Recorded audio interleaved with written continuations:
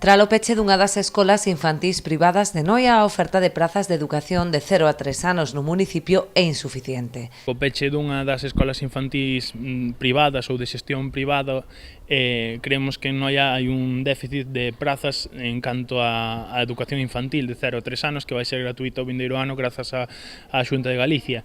Entendemos que Noia tamén precisa, como teñen Outes, como ten Muros, como teñen prácticamente todos os concellos de toda Galicia, un punto de atención á infancia que sexa público e que sexa, pois, que se dea dentro da administración pública, non?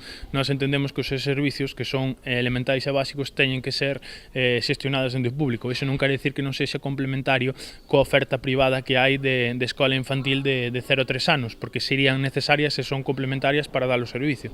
Ademais dunha escola pública que viría a complementar a oferta privada existente, dende a Marea demandan tamén a mellora doutros servizos básicos para fixar poboación e dinamizar o tecido socioeconómico da vila. Se Noia non conta nin con centro de día, nin con escola infantil pública, nin con un servizo sanitario de calidade, posto que sempre hai un déficit en canto ao personal sanitario, enfermería, pediatría. Noia non ten pediatra, e incluso a instalación do centro de saúde, que aínda que está en progreso a súa construción, nin sequera se redactou o proxecto para a construción. Sí que se comprou os terrenos por parte do Concello, pero aínda non se redactou o proxecto. Estamos nun déficit de servicios públicos para ser unha cabeza de comarca.